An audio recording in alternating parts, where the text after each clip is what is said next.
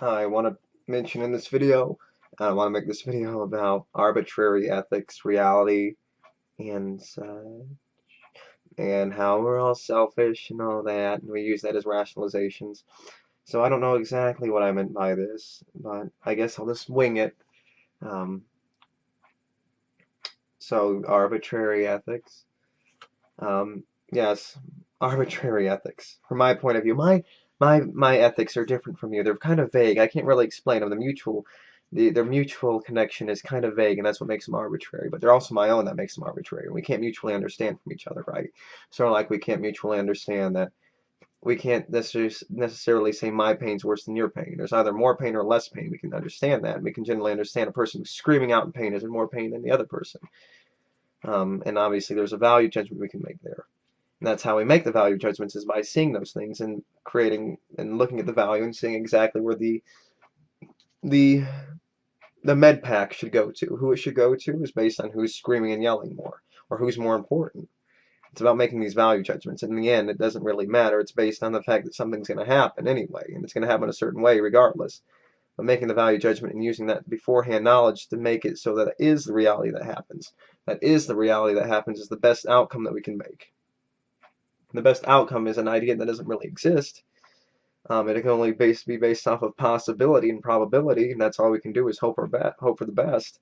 And it's something we can't recognize as a full picture thing. We can't recognize exactly what, in the end, if it's going to be a net gain or a net loss based on the decisions we make and based on the individual things existing. But there's going to be a better choice and a worse choice.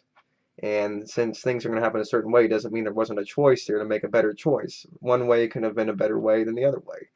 But then again, it can have been an immediate better, but then in the end, it could have been worse. But then again, you don't know. It's one of the things. It exists, and it's going to exist as a certain way. It wouldn't have existed as a better choice, and we can understand something would have happened. But things are going to happen a certain way, and it's a false choice. Because the idea of it really existing a certain way doesn't mean anything. It could have been better that way, but it's existing this way, and this is the only way it was going to exist. So it being better the other way doesn't mean anything. The fact is it existed in a certain way, and looking at the fact that it could have been better another way and recognizing that isn't proof enough of objective ethics or whatever it is. It's the fact that it's going to happen a certain way, and that a certain way is affecting and happening a certain way and functioning a certain way, and the fact that it's happening a certain way and it's supposed to happen a certain way is the proof in the pudding in and of itself that it's objective. It's objective by the fact that it's happening a certain way and it's supposed to happen a certain way. And there's nothing we can do about that. It's going to exist a certain way. And the fact is that's proof enough that life is very objective and not subjective. Your subjective comes from your point of view, and the fact that we're arguing just proves that in and of itself. The fact is I think that's proof enough. The fact that if you have a disagreement, we can recognize the ramifications of those disagreements. That can in and of itself become a problem. But that's a different video.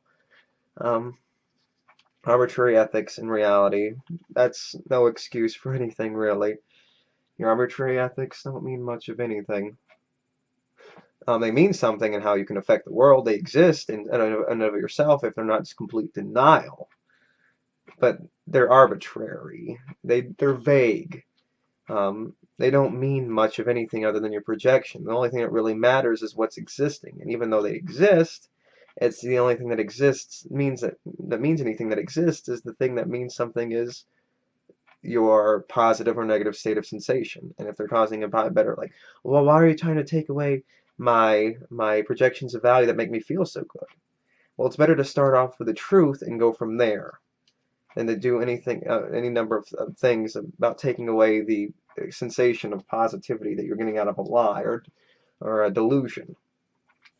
And it's about getting to the truth more than anything. The truth is to avoid the game altogether.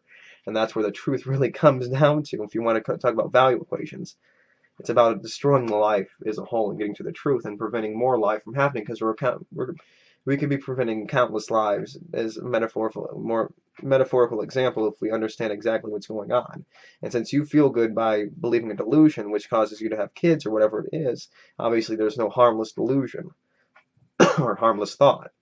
So it's going to be causing some kind of deprivation. So whatever it may be, it's usually better if you just have the truth on your side. And the truth is only for the best of everyone. The truth is less pain for everyone. That's the ultimate truth. And you're not defying the truth is just saying, okay, we might as well have more pain.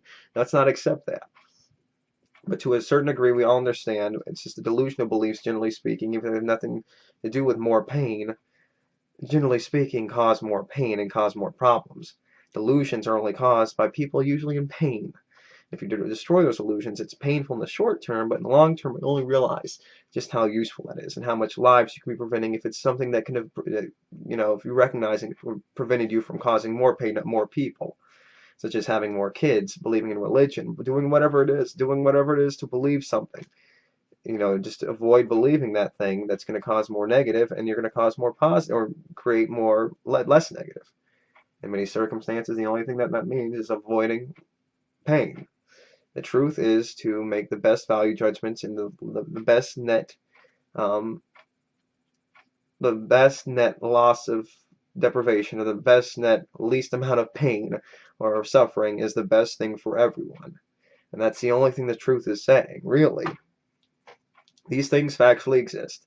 Let's accept them, and they all exist as an understanding that deprivation is the way that is what life is predicated, sentience is predicated upon. Our neural system, our brain. And what we need to do our best is to make that the best net for everyone. And even though we don't know, we can try our best. Our intentions mean little when it comes to the outcome. But our intentions mean the most when we don't know the outcome. We can only understand based on probability, possibility. Based on the possibility and the probability on that possibility. And looking at that and saying, what can I do to make this situation better? Obviously, even though a person's a serial killer, he's trying to make the situation better for himself to satisfy whatever need he has or to get what he wants out of killing someone.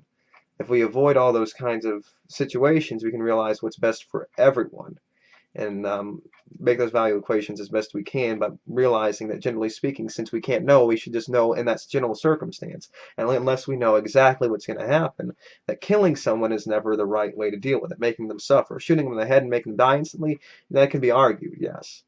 But in the general circumstance, since we don't know the outcome, we should say, generally speaking, unless we know exactly what's going to happen, unless it's an ultimatum given to us by someone that has a person at gunpoint, we should understand exactly what would weigh the options based on what we know at the moment in time. And it's only ignorance that makes us not know something that we may need to know, or know something that's obviously there that's existing in reality. So that's all we're trying to do, is try the best, to make it best for sentience and existence. That's all we're doing. The truth means the least amount of pain and the best net least amount of pain possible, suffering, whatever it may be. And since we don't know, we can generally say helping people across the street if they need help is better. Getting your time in that gain, and whatever frivolous thing you could have been doing in the meantime to get your satisfaction out of. Oh, I could have been eating a cupcake instead, but I decided to do this. I could have decided to do that. But then it becomes down to a value equation. You can be doing something important over here, or you can be eating a cupcake, or I can be doing this. And it doesn't matter what you think is more important, what your projection is. It matters what's more important, what's less important. It doesn't mean you're going to choose what's more important. It just means that you're going to do something. It means it's more important regardless of what your decision is. So it doesn't matter what your decision is. It exists as an obligation of existence, and what means more on the net gain overall. It just means that it wasn't meant to be. It would have been better, and we can understand that based on the implications beforehand, but it didn't end up happening. Therefore, it's something that didn't end up existing and working the way that it could have. But that's the illusion. It's not going to exist any other way, and regardless of that, it's something that's going to work and function a certain way. And there's nothing much we can do about that.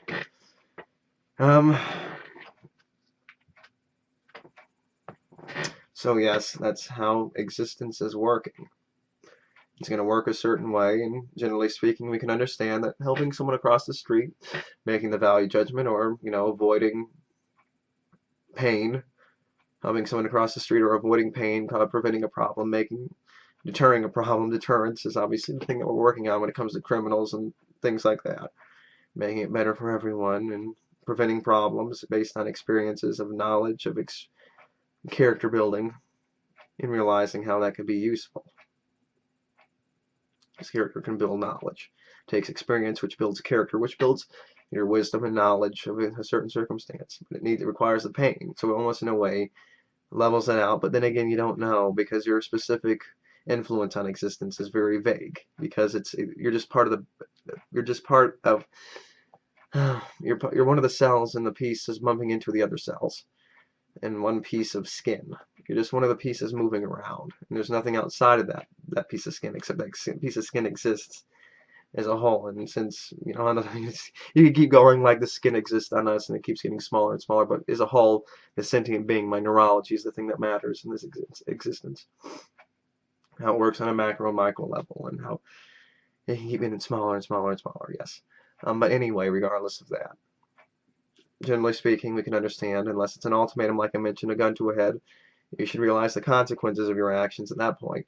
In a way, if it's better to do this or better to do that, doesn't mean you're going to do the right thing. And that's no rationalization. The fact that you would choose the cupcake doesn't mean that it wasn't the right thing to save the person that was dying in the fire in the house. Just because you chose the cupcake doesn't mean what you chose was your arbitrary decision. It just means that you chose the thing that had less value weight. It was more frivolous. You chose your satisfaction, and just because you didn't get to eat your cupcake when you saved the person, say you saved the person in the fire and you didn't get your cupcake, doesn't mean anything because you didn't get what you wanted.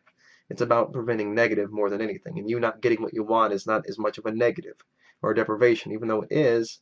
It's not as the same amount of deprivation as, say, the deprivation a person would have gained from burning in a fire. But again, you eating the cupcake could have been good, and you saving the person in the fire could have been bad. It doesn't mean that we don't know the exact implications unless I mention like the gun to a head and recognize the immediate ramifications of a circumstance. But even if you do know, something can change. Sort of like, okay, obviously I know they're going to say the person's going to come through the door in 5 minutes. And I can say, okay, I know I'm going to react a certain way, but beyond that point, you never know what's going to happen beyond that point. You don't know exactly where their arm's going to go, what can happen, what bell can ring, if they can hit the switch on the wall and it can cause a fire. You don't know exactly what's going to happen. So you eating the cupcake could have been the best thing, and you saving the person in the fire could have been the worst thing, or the worst decision, the least, the more detrimental decision, because, you could have both died, and the cupcake could have saved you, and you could have ended up saving 50 people in the future. Or whatever it may be. Obviously, our influence individually means little because we're just pieces moving around in the whole piece. And it's the whole piece, and that's why the individual doesn't matter. It's why everyone, the whole sentient game matters. It's the pieces moving around, touching each other, and moving around, bouncing off of each other as a whole. That means something as opposed to my individual circumstance.